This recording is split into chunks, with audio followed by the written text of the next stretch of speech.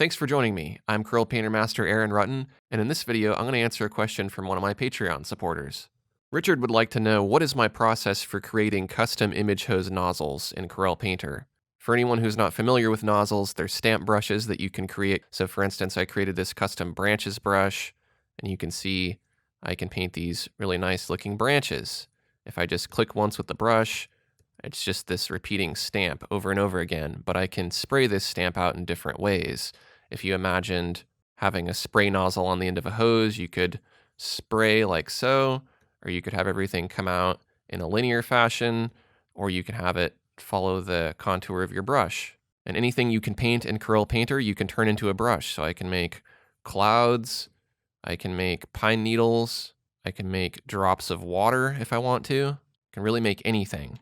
So I've made several videos on how to actually create these brushes, but Richard wants to know what's my creative process for making these brushes. So I'm going to go ahead and break that down. First of all, you have to have an idea for a brush. So maybe that idea comes about by necessity. You're painting something and you're going, oh, I need a brush that paints clouds or rocks or sand or something. And you might need to create that brush because there's not a brush in Corel Painter that can give you the effect that you want.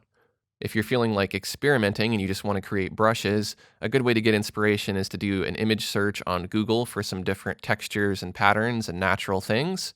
Or you could even just go outside and go for a walk or go for a hike or go to the beach or the lake or whatever you have in your area and just look at different things like trees and clouds.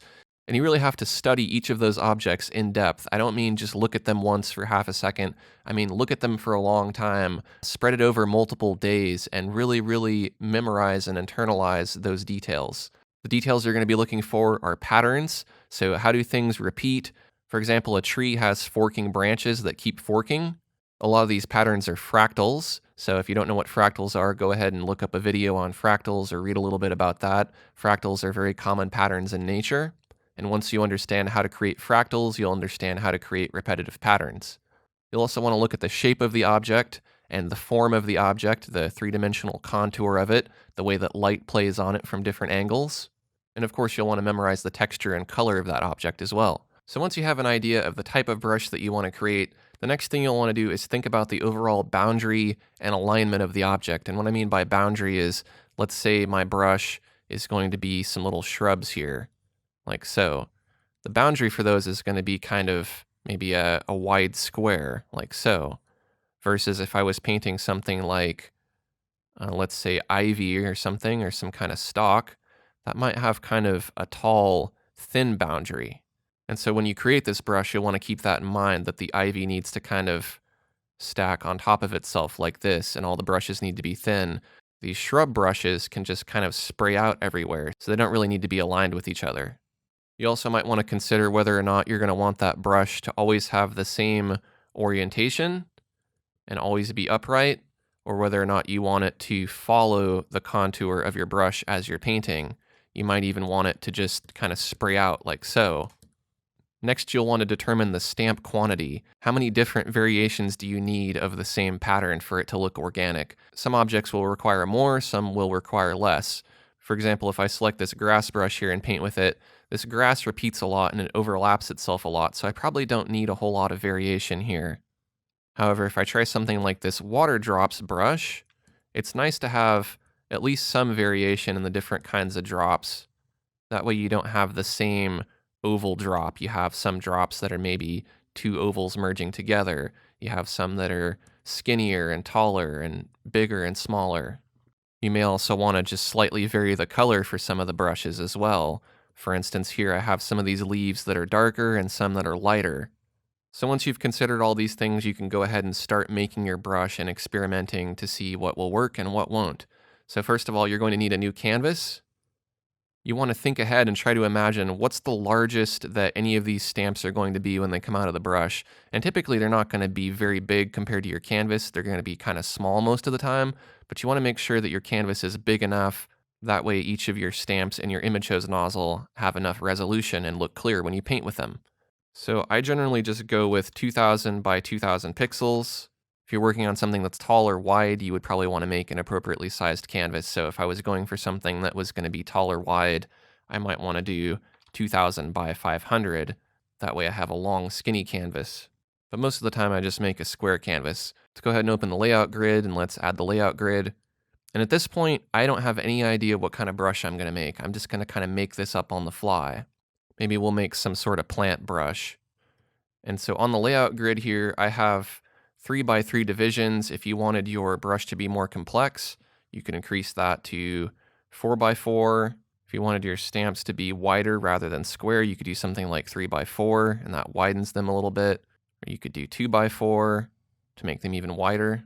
I'm going to go ahead and just go with 3x3.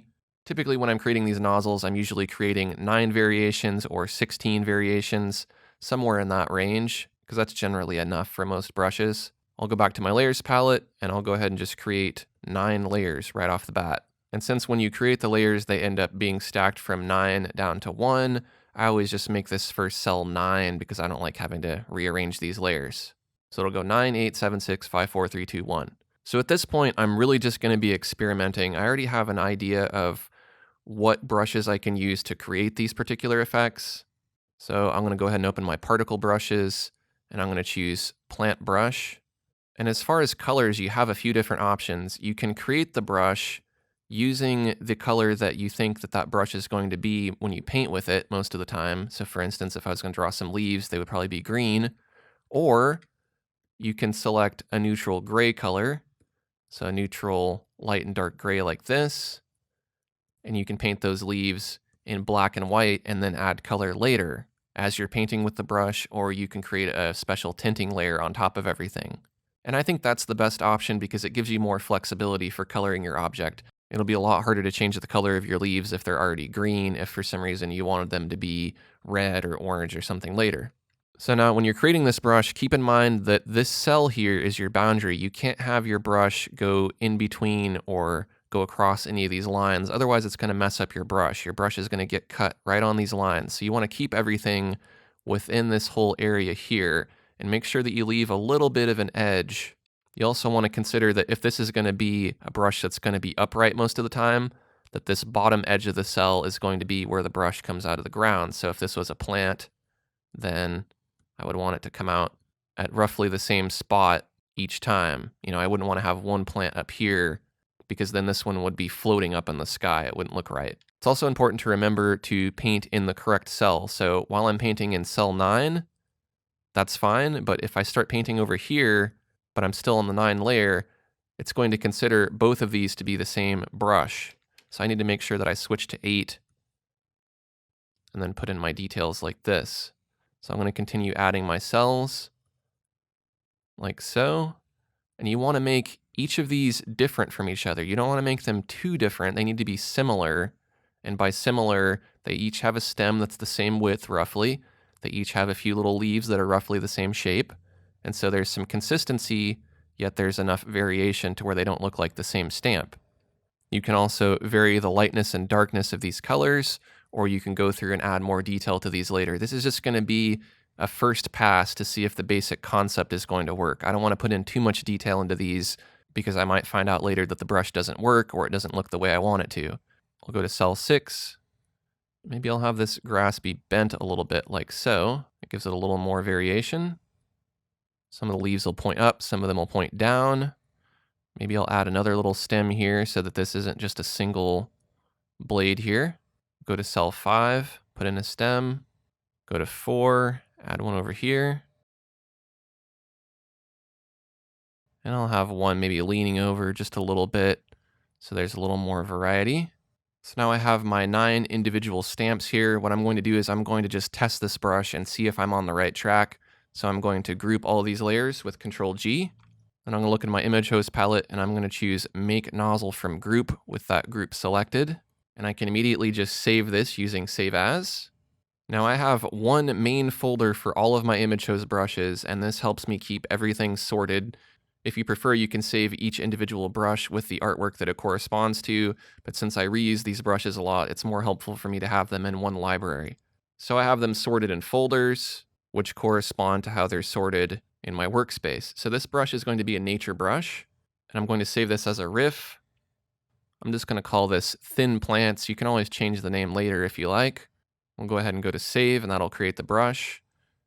Let's go ahead and just immediately close this. we'll also want to save our master copy that we're working on. So let's choose Save As. Let's save this in the same folder, and we'll give it the same name, except this time I'm going to save this as a PSD. So that way I know that all of my PSDs are my master copy that I can edit or modify later. And then all of the riff files are going to be the actual brush. So I'll go ahead and save this. And as you're working on this, you can save multiple iterations. So you could have Thin Plants 1, Thin Plants 2, Thin Plants 3, and so on. That way you can always go back to older versions. So let's go ahead and create a new canvas to test our brush. It can just be any size. Let's go ahead and click on Load Nozzle. Let's navigate and find that nozzle to test it. So Thin Plants, I'll open that.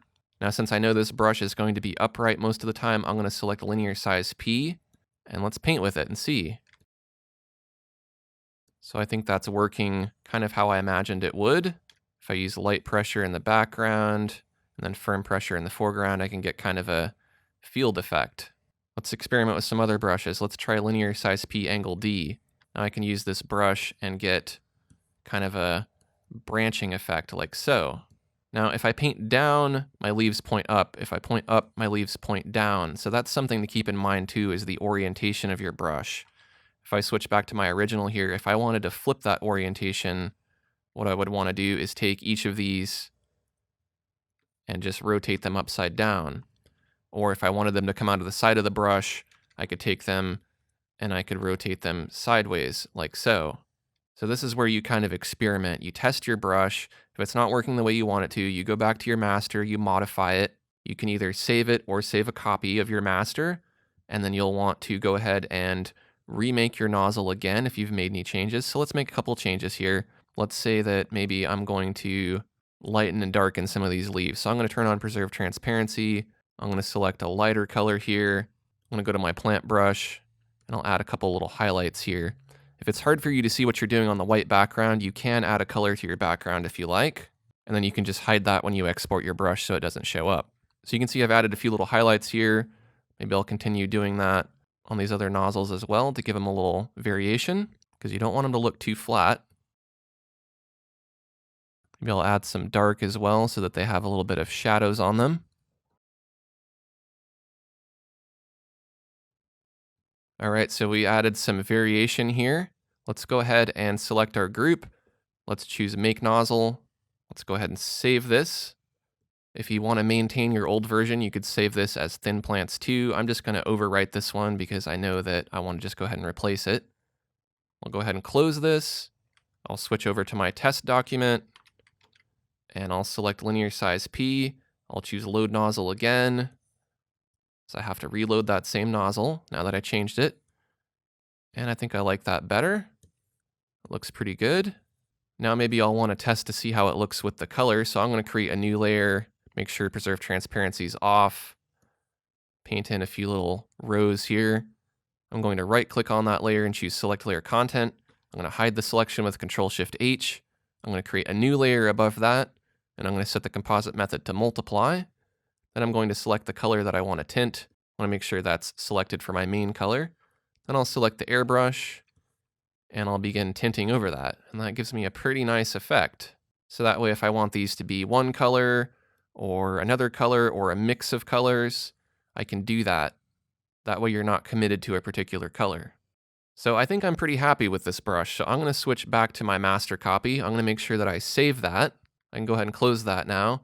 And then if I want to create a thumbnail for this brush, that's pretty easy to do. I actually have a thumbnail template saved. And this is a square canvas that is 200 by 200 pixels. And I have some commonly used text here on layers. That way I don't have to always type it in and everything's consistent. So the brush that I want to use with this commonly is linear size P. It's up to you if you want to add this to your brushes or not. I find that it helps me because then I can look at the brush here and I can go, oh, okay, that's the best image hose brush to use with this nozzle. So now I'll paint with my brush a little bit. Maybe I'll just click with my mouse to put a few little blades in here. I'm going to use that same tinting trick that I did earlier. That way I have a little preview and I can see that I can add tinting to it if I want to. Then I'll go ahead and choose Save As. Now, since my thumbnails often have the same name as the brush, I don't want to save them in the same folder because then it would start to get too crowded. So I like to keep them separate. I put them in their own assets thumbnail folder. and I sort that by the category. So I'll go to nature, and then you want to save this as a JPEG. Save this as thin plants. I'll just set it to excellent quality at 100% and click OK.